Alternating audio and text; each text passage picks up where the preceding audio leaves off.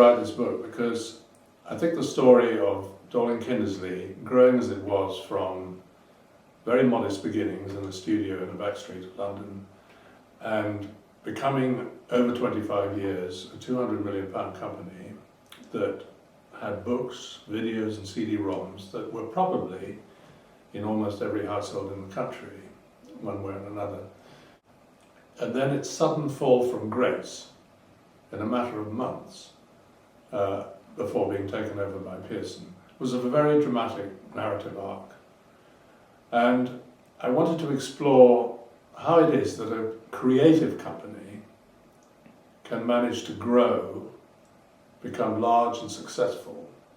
and still maintain the creative ethos that made it successful in the first place. As someone who was there from the beginning and was there for 30 years, I was lucky enough to be in a privileged position as a senior player to be able to witness the narrative firsthand, and I felt it should be told.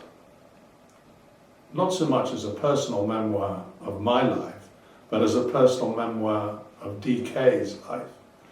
as seen through my eyes. Well, I think a lot of people in the publishing industry will be, well, I hope they will be interested in it, because even if they weren't directly involved with Dorling Kindersley,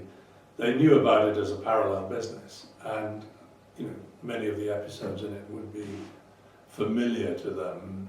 in that milieu. But I wrote it I hope, in a way that would appeal to a general reader as well, because I put in enough stories about authors and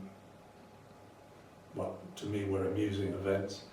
or farcical events, and there's a bit of light and shade in it. There is some tremendous optimism, there's a tragedy towards the end of it. And then I thought, well, while I was at Dorling Kindersley, I was quite often approached by students who wanted to use DK as a company model for their thesis, whether it was business studies or whatever. So I'm hoping that it might be adopted by that market as a useful guide to